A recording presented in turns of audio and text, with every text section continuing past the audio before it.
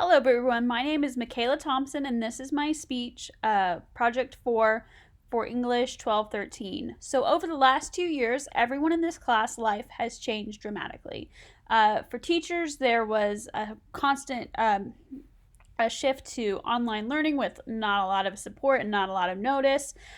Students lost important rites of passage, like getting walked into kindergarten on the first day of school. Seniors, especially, got their senior year interrupted, as well as not being able to have kind of that full college experience in the fall.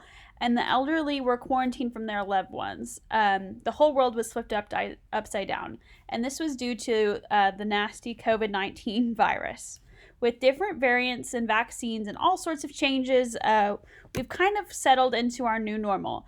But to go from that chaos, there was a lot of sacrifices. Particularly, the U.S. economy struggled quite a bit. So there was a decrease of 3.5%, according to Reuters.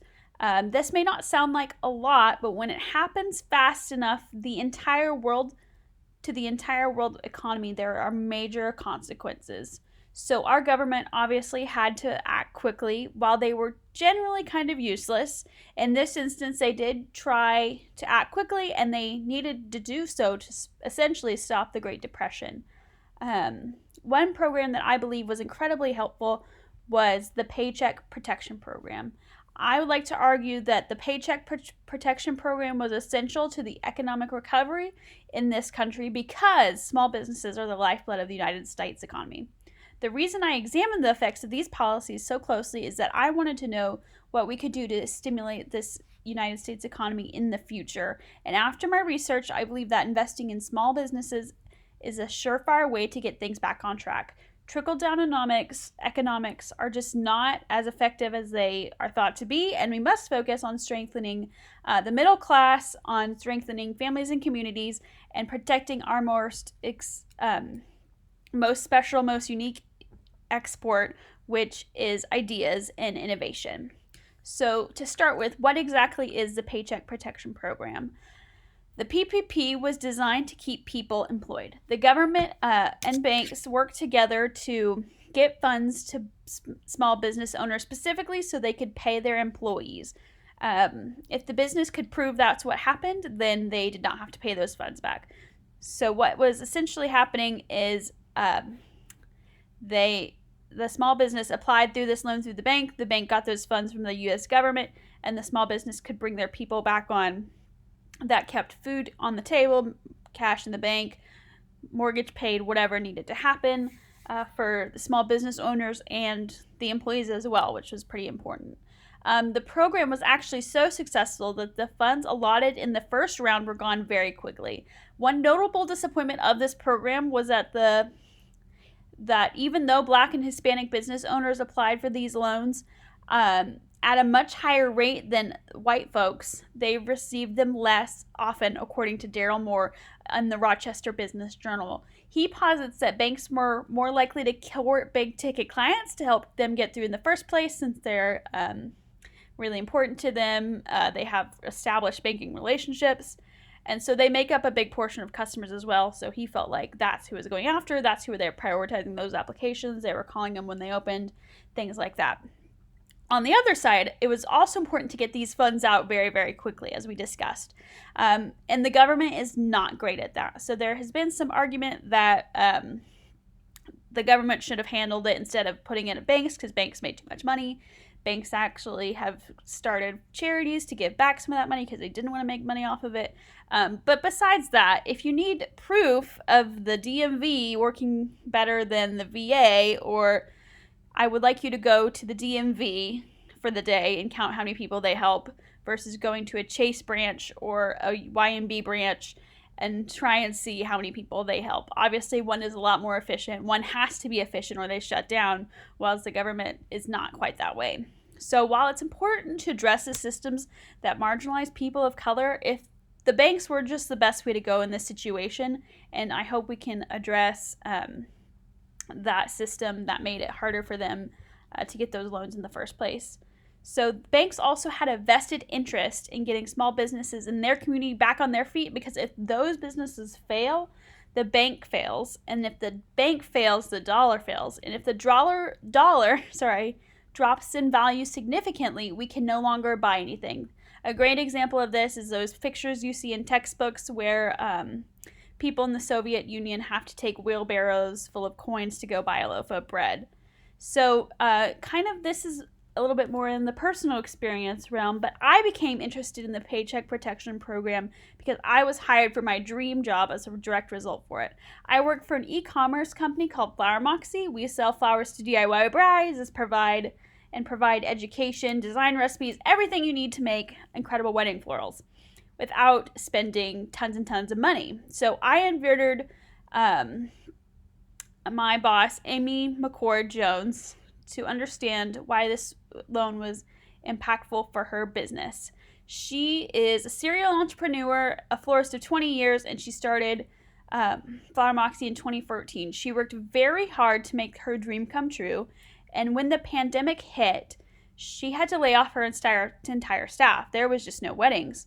This was so devastating for Amy, but also for the wedding and floral industries as a whole. The supply chain was totally disrupted, as folks couldn't tend their farms, ship the flowers, arrange them in a warehouse, or store them where they usually would. A whole month of revenue and a whole month without revenue and a ton of refunds could have sunk Moxie and could have sunk a lot of farms and a lot of different places. So when Amy received the Paycheck Protection Program funds, she was able to bring everyone back on with the help of that sudden influx of rescheduled weddings as restrictions lifted, and she was able to source florals in the market where, for the first time ever, white roses weren't available because all of the funerals and all the crop failures. So without those Paycheck Protection funds, Amy would have had to do everything herself. This either would have led to burnout, and she would have made severe mistakes that could ruin her reputation as a business owner, or she would have had to shut the doors and just walk away. When I interviewed Amy, she said the Paycheck Protection Program was the best thing the government had ever done for her. So she's a lady's in her 40s, so I felt like this was pretty impactful that she's lived in this country this whole time, and she counts this as the most important thing. So after close to 15 years of entrepreneurship, Jones felt like the government was supporting her dreams, but her own tax dollars, because this is part of, she does pay taxes, and others helped her stay in business. So after that, there was recovery because of this. There's a lot of weddings going on, and Amy was able to bring me on to build advertising campaigns, something Flower Moxie has never done before, so there's been some new growth as well. This has led to some early positive trends in sales. We're very hopeful, but Flower Moxie had not been able to take care of this 3 times the wedding boon without the staff. So this tells the story of businesses all over this country. Small business owners were in a jam where they just could not get back to work due to one thing or another, and the Paycheck Protection Program gave them the ability to take risk, to innovate, to do something incredible that nobody else could do, and it fills that really important niche. So I would posit that anything that restores faith in our government, puts cash into our community, and kind of helps us get back to relying on each other is a big win. The Paycheck Protection Program did that, and is one of the few things I'm proud to say that my tax dollars went towards. So switching gears a little bit, I'd like to discuss the economic impact of the Paycheck Protection Program. Now that we know what the program did for business owners and what it was, we can discuss some of the numbers. According to research done by the Hamilton Project at Brookings University, the economy recovered to pre-pandemic levels in the second quarter of 2021. This is thanks to people being employed, having cash from the stimulus payments, and businesses, both large and small, racing to meet that demand, racing to fill the supply chain, innovating, doing cool things to meet the needs of their customers. This study also showed that due to increased fiscal support, poverty has dropped. Aside from all the fantastic, humane good reasons that I don't want poverty to exist. As an economist, a thriving middle class is a steady foundation for a country to be on. To reduce poverty is to build healthier communities, better financial futures, and obviously have better lives for the people that are no longer poor. And it's the best way to do that, I feel, is through supporting small business. So, in conclusion, we know what the policy is. We know what it did for a boat business here in Oklahoma City, and what happened on an economic level with the recovery. I hope that you can agree that the Paycheck Protection Program was very successful, and that by supporting small business, you can strengthen your community. I also implore you to support policymakers in the future who want to make people pay their fair share so these programs can exist, strengthen the middle class, and cut government spending in areas where it is obviously frivolous, i.e. anything that does not directly support taxpayers' immediate needs. I would like to address the questions that I received. I mentioned that obviously I think the government's useless, which is kind of funny, obviously, but I didn't list any sources. So one personal experience is that I had siblings in foster care most of their life, and it's the government's job to take care of these children, but they're so very obviously neglected and struggling without a family, and that there's just so many people out there that abuse the program for cash, but these kids are still struggling. I truly believe that our government should be small and efficient. My husband worked in a government weapons creation facility, and they are literally not allowed to run in the green, and weapons contractors know this and will overcharge for things like flashlights. Like a $10 flashlight costs $50 if you sell it to the government. Things like that. So these it's gotten to the point where it is bloated, it's overdone, it's not supporting the interest of the United States citizens, it's supporting the interest of the people who are benefiting from all that cash, like contractors and politicians' salaries and things like that. I also talked a lot about the business owner's perspective with the PPP, and I wanted to enlighten you on the employee side, as that was my question asked in the draft. So my coworker, Tiffany, she's one of my bosses, she invested in her digital storefront and did pretty well for herself, but without kind of the time to work on that, as well as like the emotional toll of being in a pandemic, she did really struggle. My coworker Abby, I love working with her. She actually went to go work at Hobby Lobby and hated it. And there are several other people that didn't come back after the pandemic because they had found something else with a larger company they felt was more stable.